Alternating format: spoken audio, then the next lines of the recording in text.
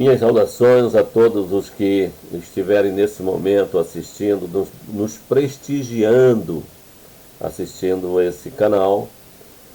Estou aqui agora, nesse momento, cumprindo uma velha promessa. Nesse momento estou colocando o módulo 01 de Six Liberty. Meu nome é Paulo Guilherme Moraes de Oliveira. Já estou há muitos anos nesta lida, nessa profissão maravilhosa que é trabalhar com IBM Mainframe. Eu venho desde sistema operacional, programador, né? Fui, nesses meus quase 50 anos de carreira, eu já passei por vários departamentos, né, e várias funções e especialidades. Mas me ative mesmo nos sistemas online desde 1982, com Six, acompanhando toda a evolução do Six e sempre me deliciando com todas as maravilhas que foram sendo implementadas e que estão sendo implementadas, né, cada vez que a gente entra num site da IBM. Bom, pessoal, aqui eu vou apresentar para vocês assim, né, de que forma nós construímos um laboratório onde nós vamos ministrar cursos tanto para a área de suporte quanto para a área de desenvolvimento. Então, a nossa base, nós vamos mostrar aqui qual o sistema básico e o que é que tem dentro dele. E este sistema vai servir para todos os treinamentos que nós vamos disponibilizar neste canal. Hoje, voltado para Six, mas depois para ZOS, EVM e assim sucessivamente. Como vocês poderão ver, será um curso teórico e prático e bem modular. Nós queremos aqui colocar de uma forma bem fácil, mostrar que ninguém deve ter temor de ir para o mainframe, não é? Porque é coisa do passado, nada disso, gente. É um computador que vem mantendo a sua robustez, mas adentrando em todo esse reino aí que está se alastrando, que é o reino da modernidade. Como vocês poderão ver, será um curso teórico e prático e bem modular. E o objetivo principal nessa primeira leva de cursos será mostrar o ambiente Six e o Six com JVM Liberty.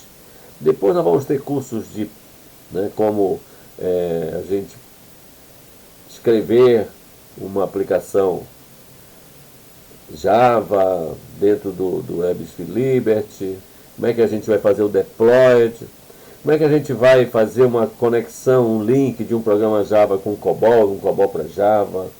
A IBM disponibiliza uma série de ferramentas que nós poderemos usar e até gratuitamente, para que a gente possa ter sucesso, né, nessa nova levada do mainframe. Então aqui é o que nós vamos usar: uma LPA com ZOS 2.4, com 6 processadores, 3 gerais e 3 ZIP. Os Six terão toda uma topologia voltada para ter internamente servidor JVM Liberty, né? E aí na tela vocês podem ver a versão release do Six, do Java. Bibliotecas compartilhadas estão desabilitadas, a gente também vai explicar quando usar e quando não usar.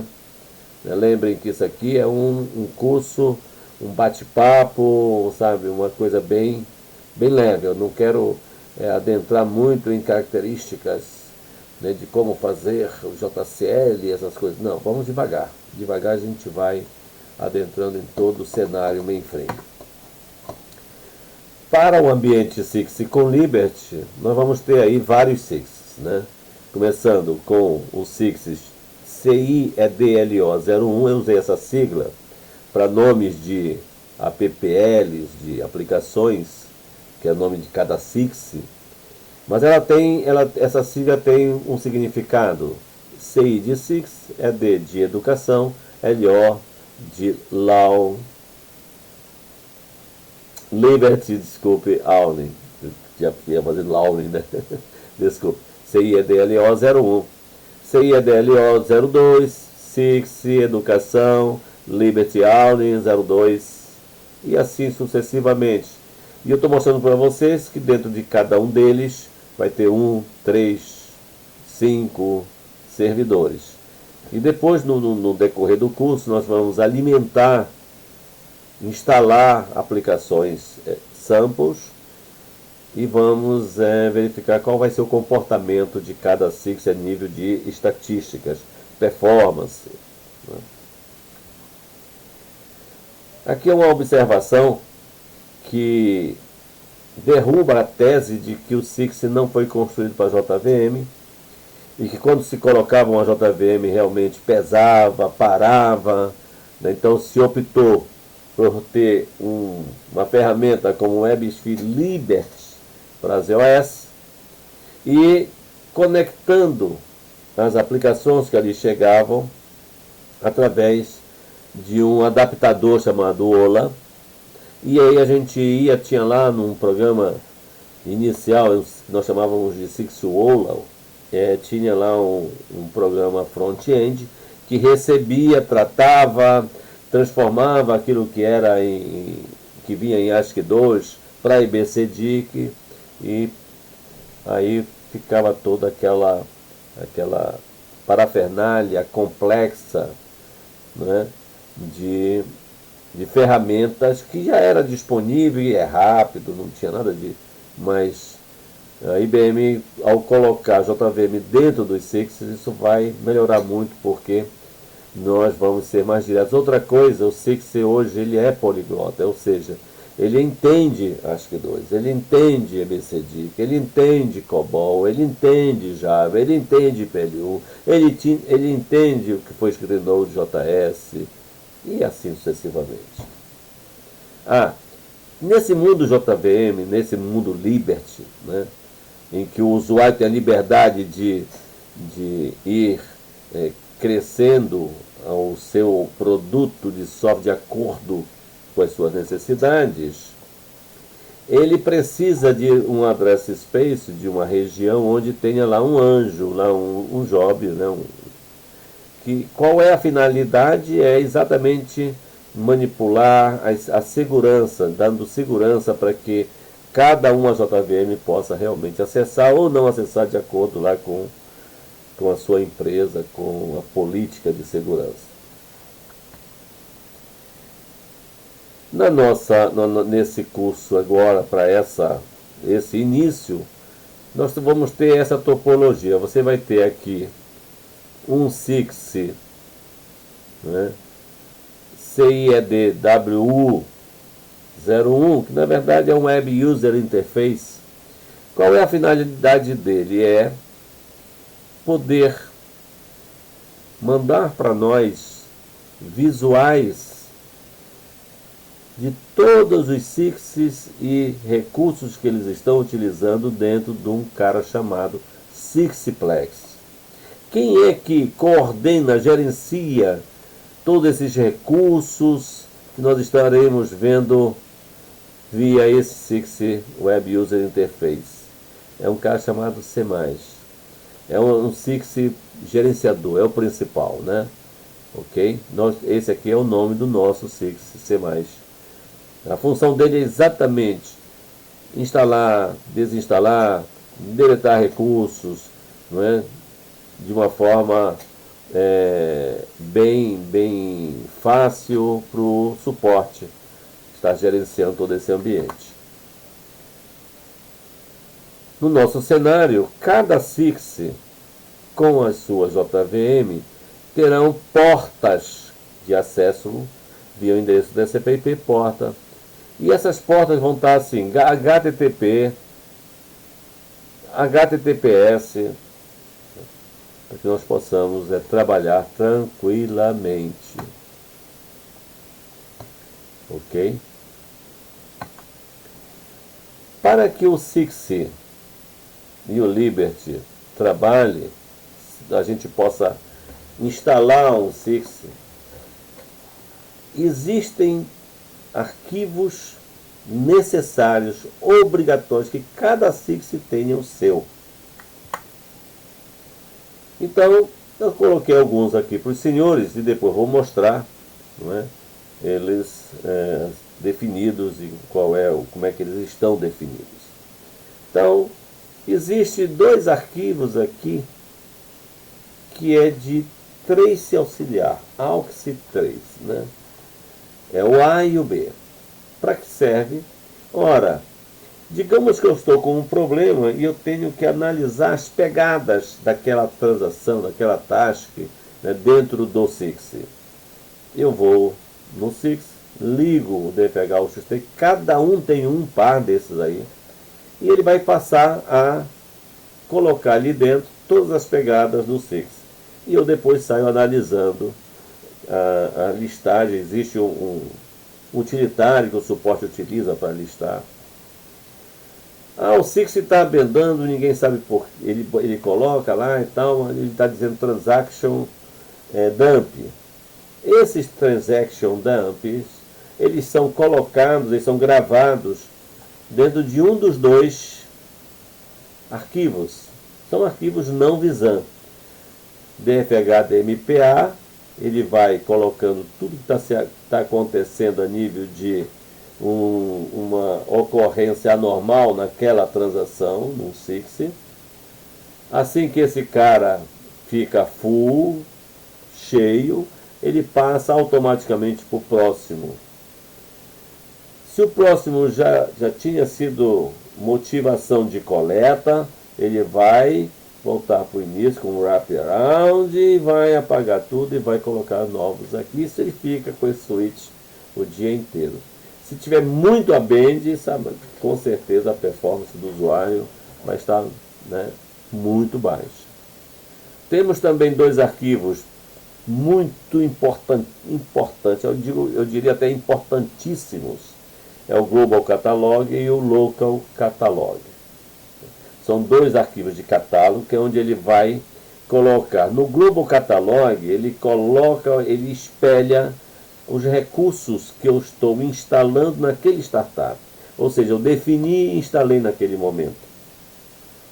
Para que, se houver uma queda do SIX e um retorno emergencial, ele possa reinstalar a partir do que está gravado no GCD.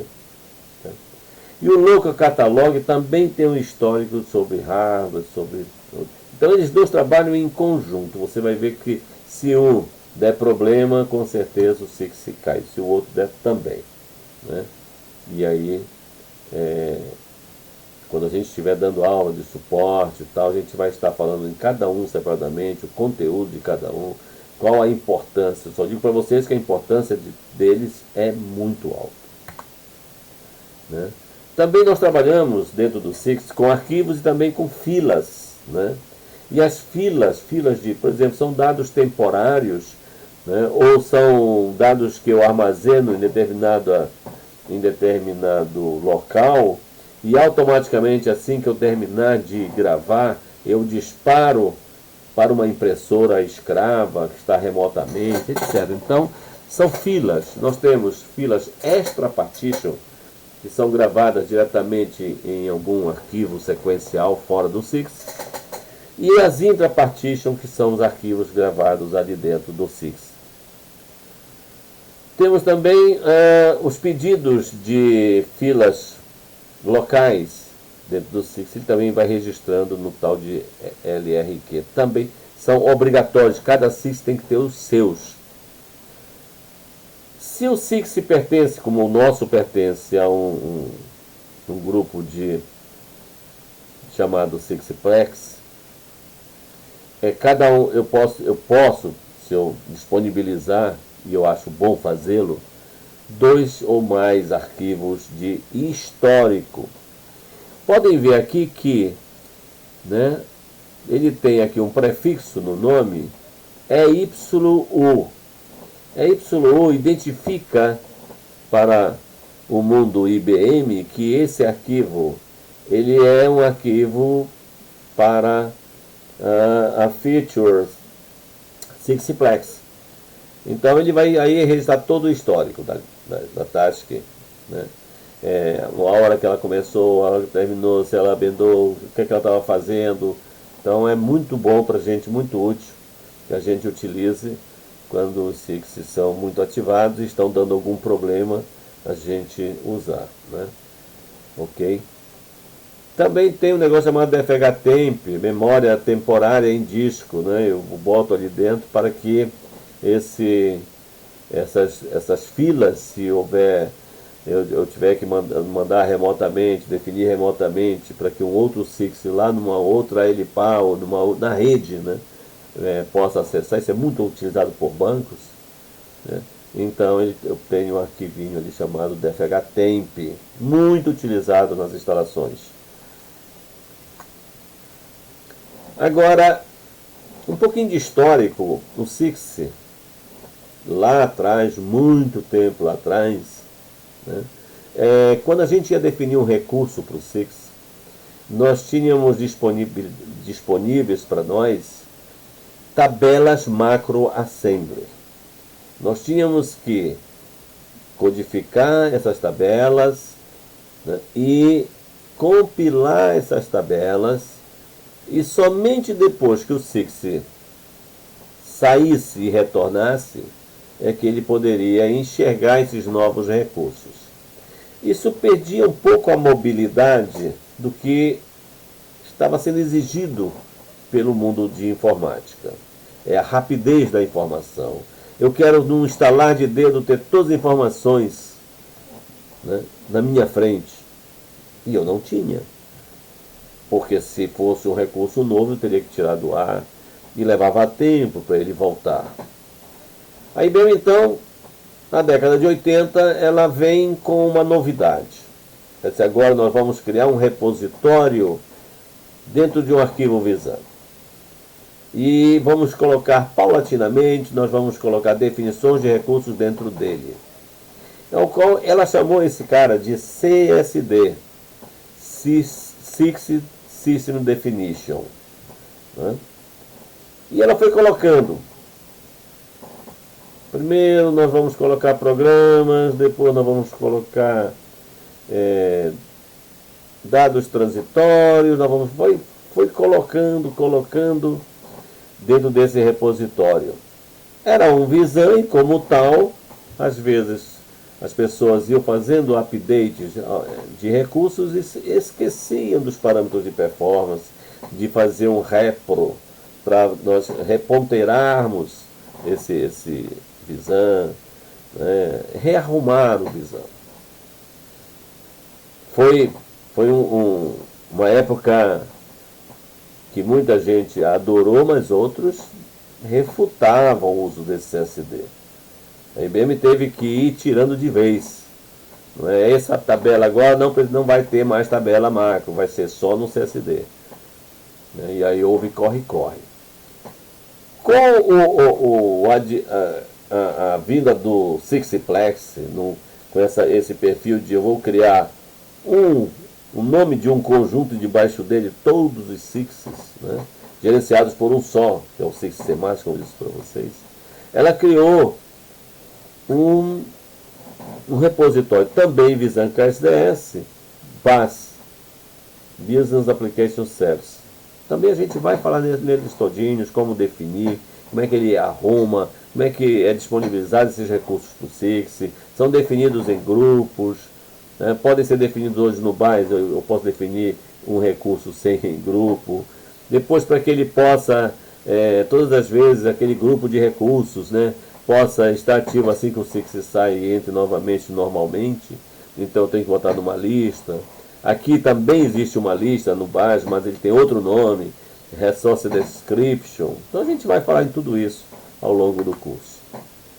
Bom, no ambiente ZOS, nós temos o ZOS básico, que é o antigo MVS, e temos um outro lado desse sistema operacional chamado OMVS Unix. Era unir, não é, o passado, que ainda é presente, com o futuro, que hoje é presente, que era o mundo Unix. Formas diferentes de definir arquivos, formas diferentes de acessar esses arquivos, mas que foi um casamento ótimo, tanto para Six, DB2, para todos os produtos IBM. Bom, no nosso ambiente aqui, nós começamos aqui com o raiz. O raiz, todos os arquivos e diretórios, não é, estarão sempre sendo referenciados, tá, pelo root, pela raiz. Então, criamos um file system ou um dataset name com esse nome, omvs.root, né, e lá nós vamos definir o diretório de paths, os nomes, né, eles vão estar apontando para outros, etc. Aqui no nosso caso, nós temos o barra, que está aqui dentro. Aqui em vermelho, 6WLP, eu criei um diretório. Só que eu criei um diretório e depois fui já utilizando esse diretório. E ele foi criando outros diretórios, subdiretórios debaixo desse. Da mesma área do MVS root. Isso é totalmente, né, errado. Errado no ponto de vista de que eu tenho uma área que é utilizado por todo mundo, que é o ponteiro inicial, é a raiz. E ele tem uma limitação de tamanho, ele tem um determinado tamanho. Então, em vez de eu estar utilizando desta forma aqui, como eu vou mostrar para vocês, a gente vai, ao definir o primeiro SIX e outros, vamos fazer uma outra tecnologia, uma outra engenharia de arrumação. Bom, para que o SIX tenha dentro dele uma JVM, ao SIX tem que ter na sua tabela inicial, System Initialization Table, está errado, está System, mas na verdade é System Initialization Table, ou seja, tabela de inicialização. É uma tabela com uma série de parâmetros. Ela vem numa macro assembly junto com o SIX e está lá bonitinha, entendeu? Com seus valores default. Nós de suporte recebemos com grata satisfação de que nós podemos fazer override desses parâmetros. Ou seja, aquele parâmetrozinho lá que diz que o número máximo de tasks é 50, mas eu preciso de 100, agora não vai ser 100. Assim que esse SIX entrar, não vai ser mais 100, vai ser 100, 150. A gente pode fazer o que nós chamamos de overrides, né? É um arquivinho, né? Tá lá dentro de um PDS, é um membro. Vocês vão ver como é que a gente vai definir. Mas aqui o importante é que na CIT eu coloco aqui, ó, não é? Tá vendo?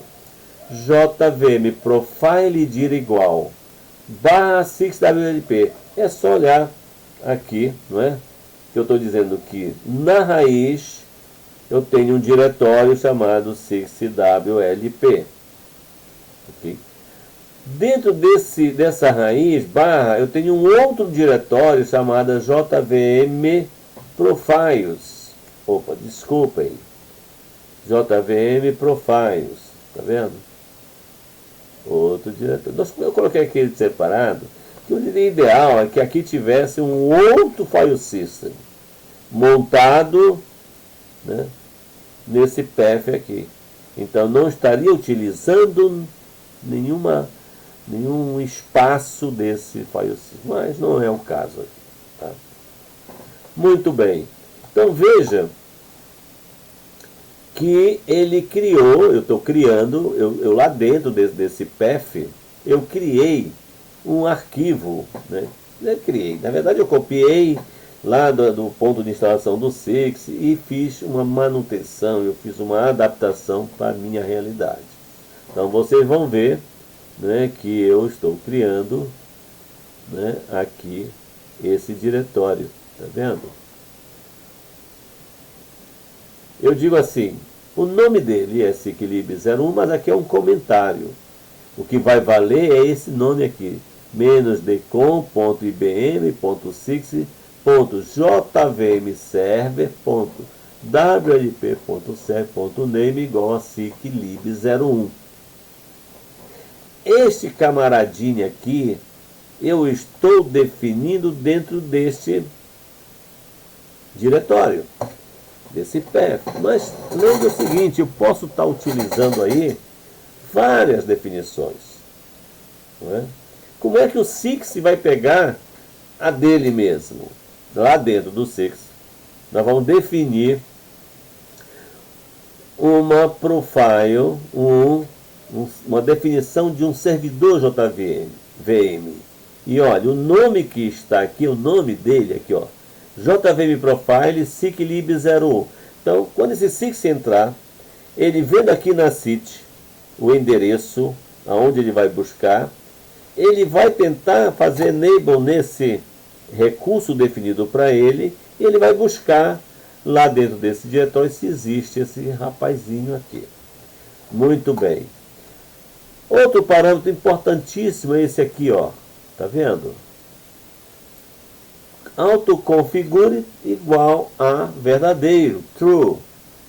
Ou seja, se os subdiretórios a partir dele não estiverem e não estão no primeiro startup criados, ele vai criar automaticamente. E como é que ele vai saber aonde vai criar?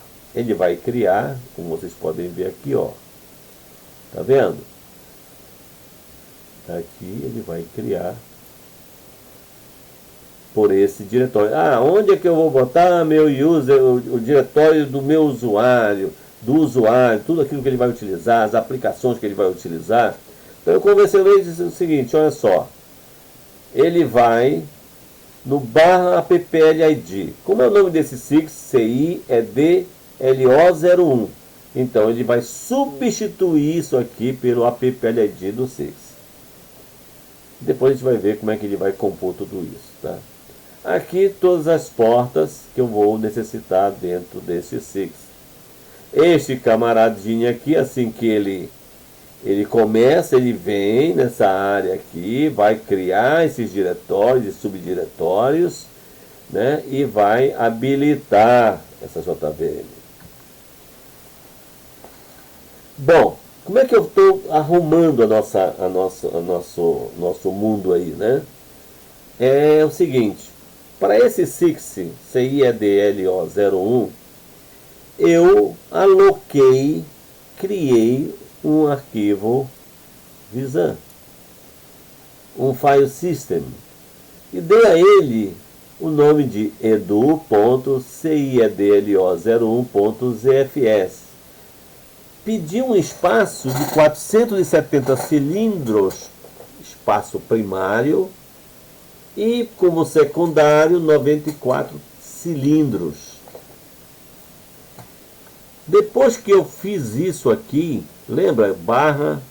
/CIEDLO01, tá lá na profile, né? Tá como uma variável. Aqui é uma variável, tá vendo? E-comercial, applid. Então, eu já botei aqui o nome desta aí, que eu estou colocando o nome desta applid, desse Six.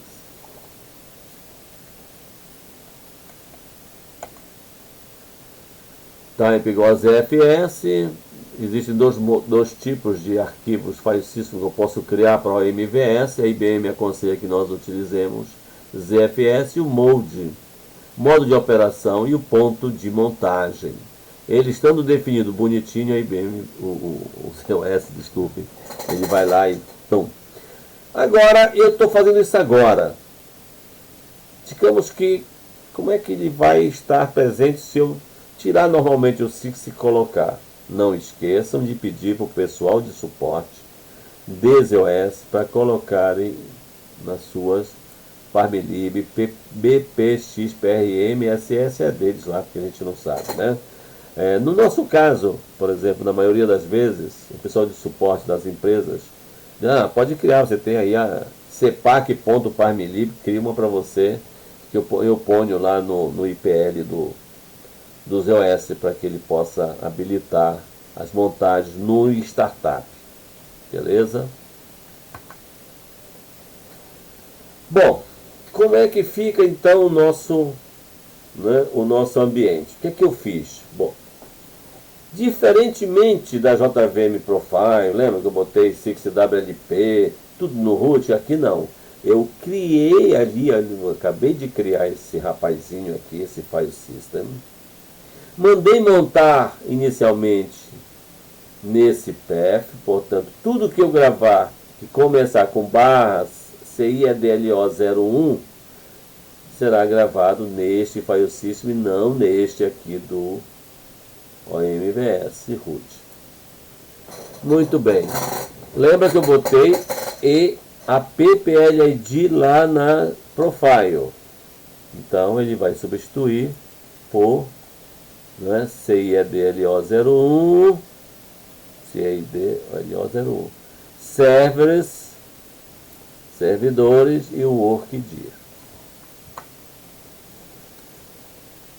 Só para explicar para vocês que se eu entrar lá no meu sistema Unix, lá no OMVS, e fizer um echo $java home, eu vou poder pegar esta informação aqui e definir aqui no Java Home, lá na JVM Profile cyclib01. Né? Esse workdir eu criei, mas eu não quero, que é um disco temporário, né? Então eu não quero que fique lá ad eterno, eu quero apagar na hora que eu não precisar mais o conteúdo. Então eu separei, eu botei num file system separado, olha aqui. Tá vendo? E montei /workdir, portanto, ele vai colocar aí dentro tudo que eu for temporário lá do meu serviço.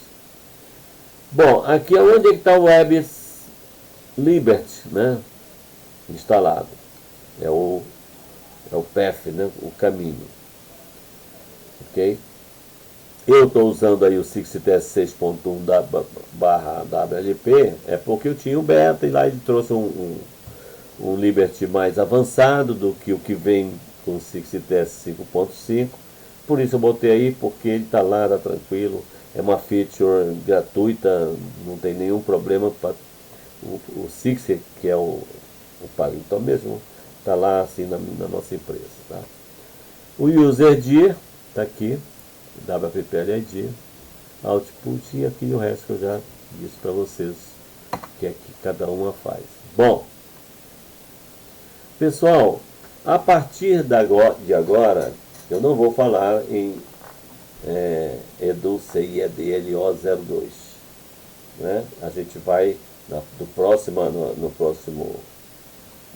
aula, nós vamos entrar aí. Antes de nós irmos para a próxima aula e começarmos a construir, eu vou ter mais um módulo onde eu vou estar mostrando na prática como eu fiz o CIEDLO01, para que a gente possa fazer o CIEDLO02. Ok? Pessoal, muito obrigado, que todos fiquem com Deus e que a família de vocês seja abençoada, que vocês tenham vida longa para criar os seus filhos, seus netos, e que possam ter paz no coração. Que Deus proteja cada um de vocês e que não desampare a nenhum de nós. Ele é a verdade e a vida. Só através do nome dele é que nós poderemos alcançar o reino do Pai dele, que também é nosso Pai, já que nós fomos,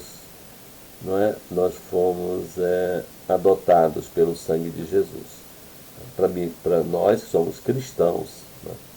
Então, para os não cristãos, eu vou pedir para o meu Deus abençoar cada um de vocês. Muito obrigado e vocês estejam no próximo vídeo comigo.